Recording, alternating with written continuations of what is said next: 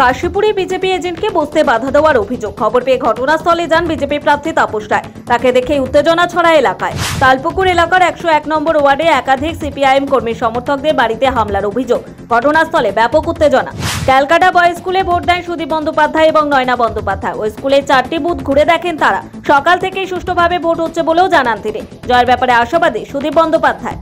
আমি যতবার ভোটে জিতেছি তাতে 2019 সালে আমার ভোটে জেতার সংখ্যা সবচেয়ে বেশি। তো এবার আমার টার্গেট থাকবে যে আমি যেন গতবারের রেকর্ডটাকে আবার ভাঙতে পারি। নিরাপত্তা বিঘ্নিত হওয়ার মতন পরিবেশের লক্ষণ এখন আমি দেখিনি। শনিবার সকালে ভোট দিলেন বামফ্রন্ট চেয়ারম্যান বিমান বসু। আলিমুদ্দিন স্ট্রিটে ফজলুল হক স্কুলে ভোট দিয়েছেন বিমান বসু। বিজেপির এজেন্টকে বসতে না দেওয়ার অভিযোগ। প্রিসাইডিং অফিসারের বিরুদ্ধে অভিযোগ মীনা দেবী পুরোহিতের। তাপস রায়ের সই না মেলায় এজেন্টদের বুথে বসতে না দেওয়ার অভিযোগ।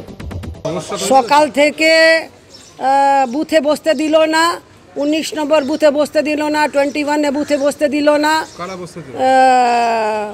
প্রিসাইডিং অফিসাররা বলছে তাপস রায়ের সই মিলছে না। তাপস রায় তো একটাই সই করবে সব ফর্মে, আলাদা তো সই করবে না। কে তাপস রায় সই মিলছে না, ডাম্মিরের সই মিলছে না, ডিস্টার্ব করার জন্য এসব করছে। পাইকপাড়া 2 নম্বর ওয়ার্ডে ভোটের দিনেও প্রচার। সুদীপ বন্দ্যোপাধ্যায়ের হয়ে এক ব্যক্তি প্রচার করছিলেন বলে অভিযোগ। নির্বাচনী আধিকারিকের দফতরে অভিযোগ দায়ের। নির্বাচন কমিশনের নির্দেশ অনুযায়ী আপনি গিয়ে ভোট দিয়ে আসুন। 1 নম্বর বোতাম টিপে আপনি আপনার মূল্যবান ভোটটা প্রয়োগ করে আসুন। সমস্ত পল্লীবাসীর কাছে আবেদন, আপনারা গিয়ে আপনার ভোট কেন্দ্রে গিয়ে আপনার ভোট প্রয়োগ করে আসুন। বুথ ফাঁকা আছে, 1 নম্বর বোতাম টিপে আপনি আপনার ভোটটা প্রয়োগ করুন। বিক্ষিপ্ত অশান্তি উত্তর কলকাতা এলাকায় টহল কলকাতা পুলিশের ডিসিপি সেন্ট্রাল ইন্দ্রাণী মুখার্জি। সবকিছু শান্তিপূর্ণ রয়েছে বলে জানান ডিসিপি সেন্ট্রাল। বঙ্গবাসী কলেজ স্কুল বুথের সামনে তাপস রায়কে ঘিরে বিক্ষোভ। প্রক্সি ভোটিং এর অভিযোগ তৃণমূল কর্মীদের। তাপস রায়কে ঘিরে গো ব্যাক স্লোগান, পাল্টা জয় শ্রীরাম স্লোগান বিজেপির। আমি am supposed to go to each and every polling booth and polling centers. Not only myself, each and every candidate. Trinamool কংগ্রেসের যারা এই মুহূর্তে জড়ো হয়েছেন তাদের কি বলবেন? তারা কি অন্যভাবে লুটপাট করাচ্ছেন?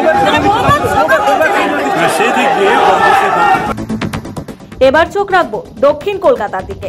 শনিবার ভোট দিলেন দক্ষিণ কলকাতা লোকসভা কেন্দ্রের সিপিআইএম প্রার্থী সায়রা শাহ হালিম। তার সঙ্গে ছিলেন তার স্বামী ফুয়াদ হালিম। ভোট প্রক্রিয়া চলাকালীন সোনালী পার্কের কাছে একটি স্কুলে বুথের বাইরে জমায়েতের অভিযোগ। ভোটারদের ভোট দিতে বাধা দেওয়ার অভিযোগ বাম প্রার্থীর এজেন্ট কৌস্তব চ্যাটার্জি। বুথ জ্যামের অভিযোগ তৃণমূল আশ্রিত দুষ্কৃতীদের বিরুদ্ধে। 264 নম্বর 265 নম্বর বুথে আমরা উপস্থিত হয়েছিলাম। সেখানে সকাল থেকে ভোটারদের ধমকানো চমকানো হচ্ছিল। সেখানে আমি উপস্থিত হই, বুথে ভোট হচ্ছে দেখি। আমি যখন বেরিয়ে আসছি, বুথ থেকে বেরিয়ে আসছি, তখন পরিকল্পিত উপায়ে তৃণমূলের বহিরাগতরা, ওখানে তৃণমূলের নেতারা যারা কর্পোরেশন নির্বাচনে ভোট লুট করেছিল, তারা দেখবেন আমার গাড়ির চালককে মারে, গাড়ি ভাঙচুর করে, আমাকে মারে। সবচেয়ে পজিটিভ যেটা, সাধারণ মানুষ এসে, ভোটের লাইন থেকে সাধারণ মানুষ এসে আমাকে রেস্কিউ করেছে। জয়হিন্দ ভবনে 219 এবং 220 নম্বর বুথে উত্তেজনা। বিজেপি প্রার্থী দেবশ্রী রায় চৌধুরীকে ঘিরে গো ব্যাক স্লোগান। নিজের কেন্দ্রে ভোট দিলেন দক্ষিণ কলকাতা তৃণমূল প্রার্থী মালা রায়। শান্তিপূর্ণ ভোট হচ্ছে, তবে 2-4টে সেন্টারে ইভিএম এ গন্ডগোলের জন্য ভোট শুরু হতে দেরি হয়েছে বলে জানান মালা রায়।